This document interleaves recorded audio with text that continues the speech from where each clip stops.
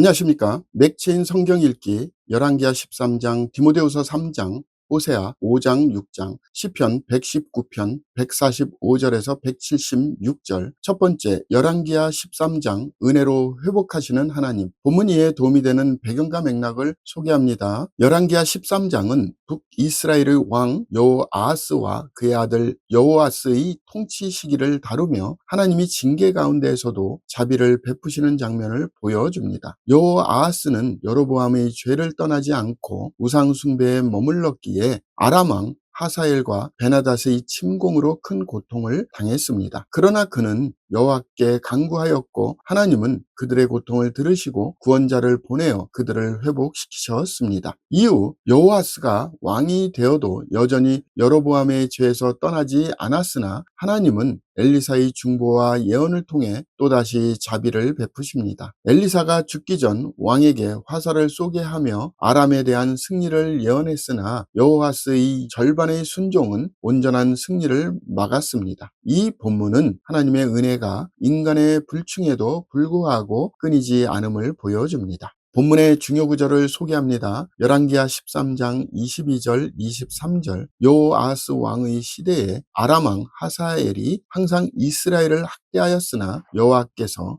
아브라함과 이삭과 야곱과 더불어 세우신 언약 때문에 이스라엘에게 은혜를 베풀며 그들을 불쌍히 여기시며 돌보사 멸하기를 즐겨하지 아니하시고 이때까지 자기 앞에서 쫓아내지 아니하셨더라. 본문을 적용하는 데 도움이 되는 가이드라인입니다. 오늘날 우리는 하나님의 은혜가 우리의 불완전한 순종 속에서도 여전히 유효함을 기억해야 합니다. 하나님은 징계를 통해 우리를 정결케 하시지만 언약을 깨뜨리지 않으십니다. 인간의 실패 위에도 하나님의 자비는 끝나지 않습니다. 그럼에도 우리는 회개의 자리로 돌아가야 합니다.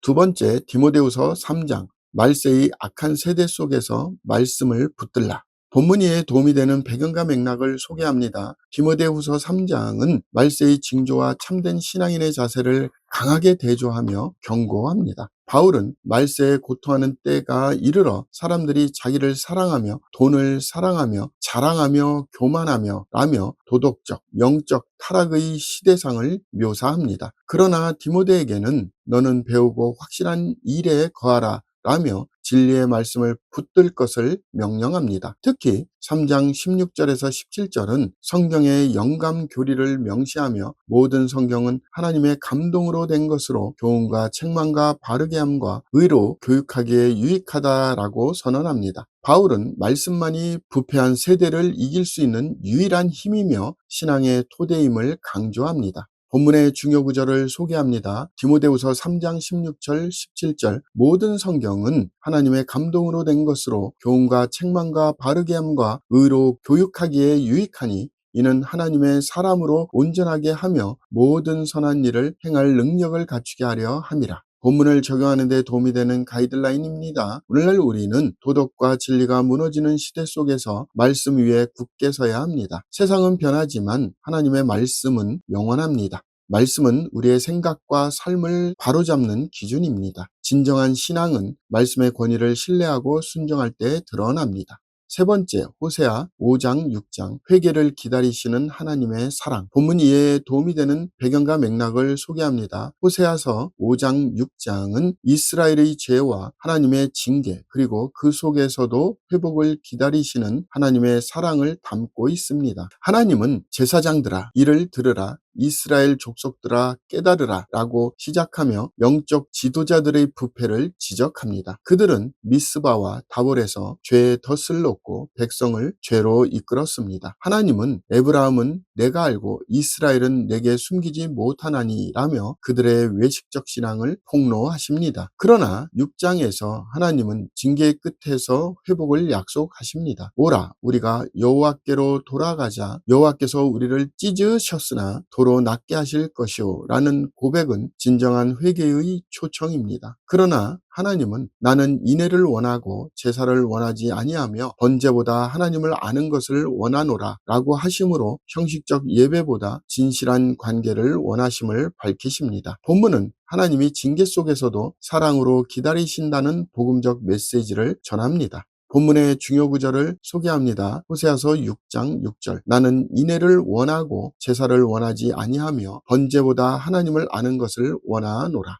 본문을 적용하는 데 도움이 되는 가이드라인입니다. 오늘날 우리는 하나님을 의지하지 않는 종교적 습관에서 벗어나야 합니다. 하나님은 우리의 제사보다 마음의 진실을 원하십니다. 신앙은 행위가 아니라 관계에서 시작됩니다. 회개는 형식이 아니라 하나님을 다시 찾는 방향 전환입니다. 오늘의 마지막 본문 시편 119편 145절에서 176절 말씀을 붙드는 간절한 영혼의 고백. 본문 이에 도움이 되는 배경과 맥락을 소개합니다. 시편 119편의 마지막 부분 히브리어 알파벳 코프에서 타부까지 이 부분은 말씀에 대한 시인의 절대적 의존과 간절한 간구로 가득합니다. 여호와여, 내가 전심으로 부르짖었사오니 내게 응답하소서라고 시작하여 시인은 삶의 위기 속에서도 말씀으로 도움을 구합니다. 주의 인자하심을 따라 내 소리를 들으소서라는 간청은 하나님의 말씀과 은혜가 생명의 근거임을 나타냅니다. 그는 주의 말씀의 강령은 진리이오니 주의 의로운 모든 규례들은 영원하리이다 라고 고백하며 말씀의 절대적 신뢰성을 선포합니다. 끝부분에서는 이른 양같이 내가 방황하오니 주의 종을 찾으소서라며 하나님께 자신을 끝까지 붙들어 달라고 호소합니다. 본문은 인생의 끝자락에서조차 말씀을 의지하는 성도의 태도를 보여줍니다.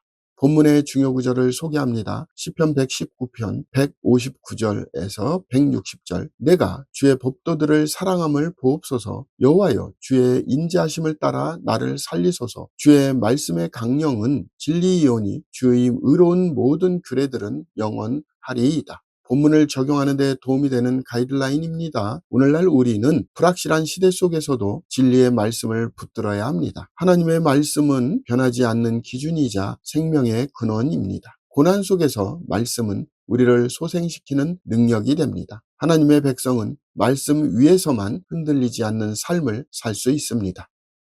감사합니다.